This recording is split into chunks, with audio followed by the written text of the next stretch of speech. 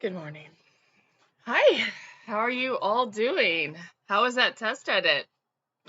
Um, I had a very frustrating session where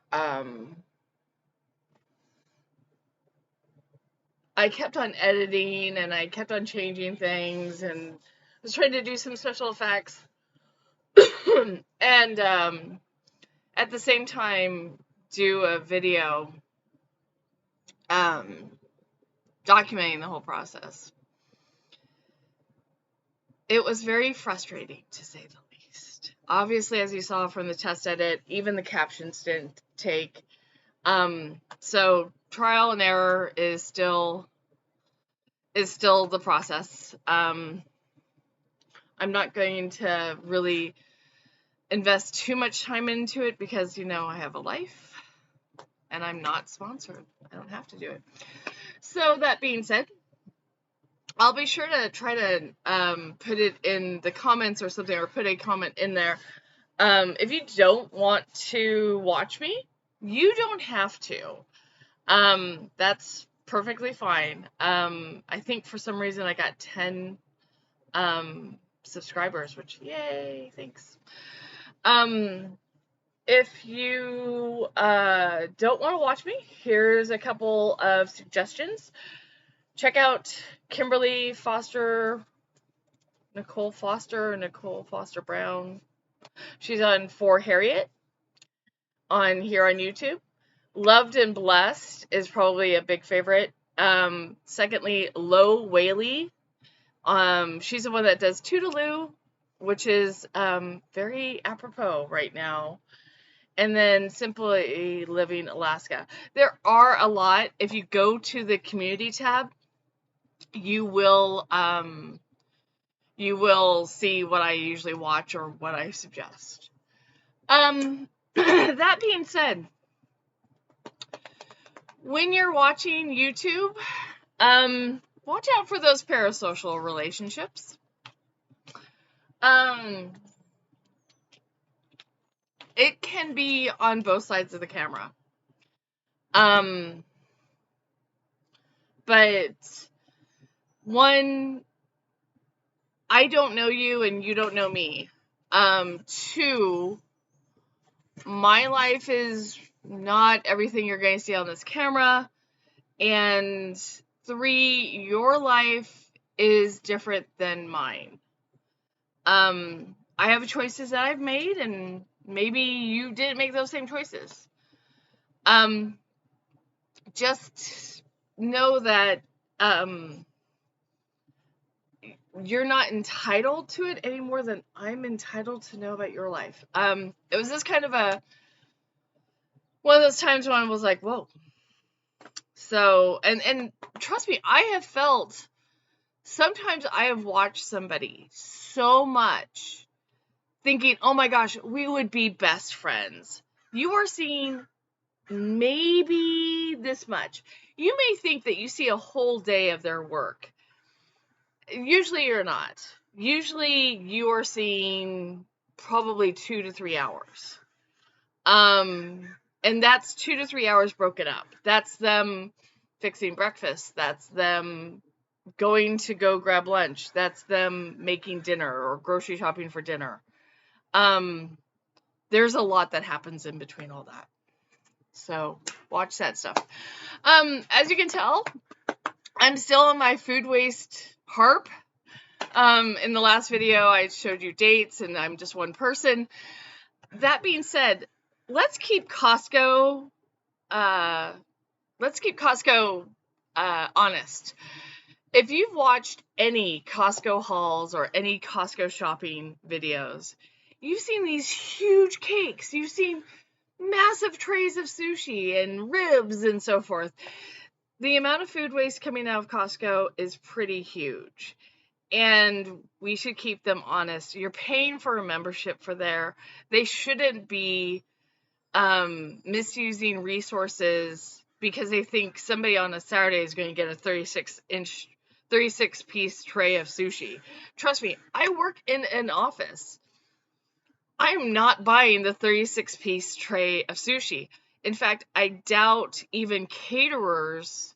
In fact, if you are a caterer, let me know. Do you go to Costco and get your sushi from there? And if you are getting it, how are you discerning it? Let's keep Costco honest and hold them accountable for their food waste, because trust me, there is a lot. I think I saw like 2 or 3 videos of Costco hauls and Costco shopping, and it's obscene the amount of food that's ready to eat. That's a cake. That's an ice cream cake. I mean, those things cannot last. I mean, I'm pretty sure Costco has like worked out the numbers and figured it out, but I am going to be honest. I would like start writing Costco and checking out Costco's food waste, because it does seem to make a big thing. So just so you know, one of the things of this trial and error and so forth. So moving on, I had to write a script, and that's probably the biggest thing. You start writing a script, you start figuring out what you want to say, you might get some props. It's fine. I do write a blog. I'll put a link of it in the description or in the comments. Really, honestly, part of the reason I'm doing these so early in the morning or at different times is I'm just simply saving money. I have bills, and I'm just, the way of saving money is to pay my bills and get my credit rating up so I can get a place of my own. Another thing on how to budget, it's, everyone's graduating, there's all those gifts. You want to be careful on giving gifts. Sometimes you don't need to give everyone a gift. The May-December thing is real. There's weddings, there's graduations, there's Mother's Day, and a whole bunch of things. One of the things I did was I started paying my taxes for this year, for 2024. This helped me a lot last year. And it's helped me in years past. Paying flat out is just, it makes taxes easier. You have the receipt, you have this done, you can show it. Definitely prepay taxes, or do an estimated tax, an ES.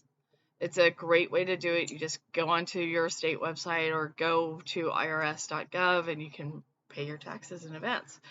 One of the benefits of it, I think, is the fact that every April I don't worry about taxes. I just don't. Even though this year I had to pay because I didn't pay enough and I made more money than I thought.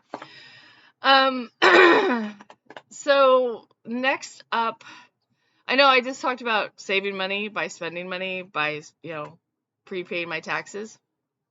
That being said, I think I have a baseball game this weekend. I think so. And then I'm going to be volunteering. And I encourage you to volunteer. Please, please, please, please, please, please, please, please, please volunteer. And volunteering can be an activity that you like and an activity that you are interested in. One way about volunteering is that you can also volunteer with an employer you want to work for. That's a little bit of a tidbit there. What I did was I went on eventbrite.com and I looked at volunteering. And I looked at volunteering where this employer was and an event that I know I could do, and I showed up. And I signed up for volunteering, and they were expecting me. And it was really interesting. It let me see how their culture was. It introduced them to me, and hey, I'm volunteering. That's great. Um, so that is one thing that you can do.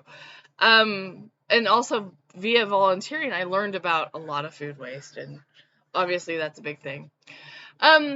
Here's a question for in the future.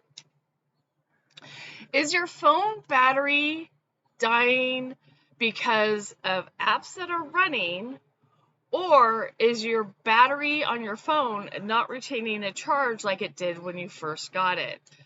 I've just gone through downsizing a whole bunch of things. Obviously, this computer is my new computer, even though it's an old computer. I am so frustrated. In the morning, I can have 100% charge, and I go in on my commute, and I'll end up with like 80 or 60% by the time I get to work, and that's only an hour later. So I am getting frustrated with that because it just means I'm charging more and so forth. The Battle of the Bulge hasn't stopped. I just don't always talk about it as much as I should. One of the things about the Battle of the Bulge that's really frustrating is when a family member goes on the Wee Groovy or the Ozempic or this other semaglutide thing, and I don't care about the money, I don't care about them spending it, but we just don't know what this drug does in interactions with other stuff. Whether you have Cushing's disease, whether you have I guess PMS, or you're going through menopause, what this thing does with cancers, what this thing interacts with other things that you're doing. Now, yeah, we're hearing about the Ozempic babies. Remember one thing about the semaglutide: to continue to lose weight, you have to take it for the rest of your life. So somebody explain that one to me, please. So, and for the Battle of the Bulge, Fitness Blender, they're here on YouTube.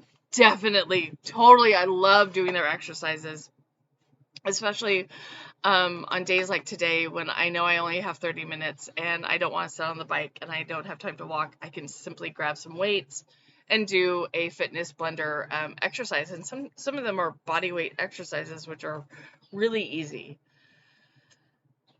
And just because I know how the algorithm works, which was one of those things I learned, I will be moving.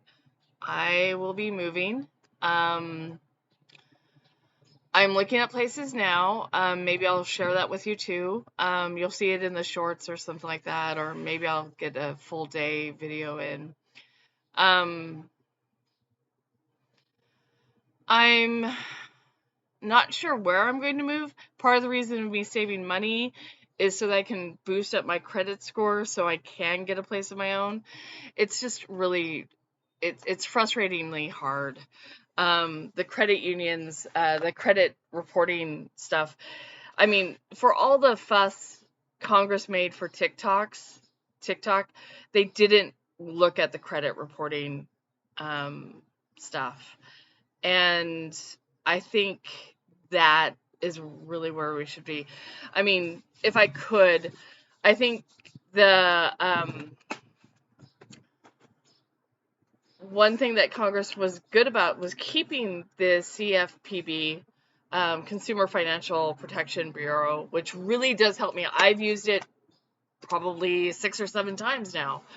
I think that there may be a bill that I'm going to work on or work for in the future. I'm kind of doing the groundwork for that by just contacting somebody that lobbies and how to write that bill and how to get it done and how to get it in front of people. And it's not a hard bill. It's something that that we already do. So there's no reason for us not to have it, and it's just ridiculous the amount that we get financed for it. And so it's just simply, there's a kind of a dead fund, and you can take that dead fund and put it into something else and help people. So definitely, I'm going to keep it short. The algorithm likes under 20 minutes. You will probably see some other different test edits. And that's it. We'll see you next week. Bye.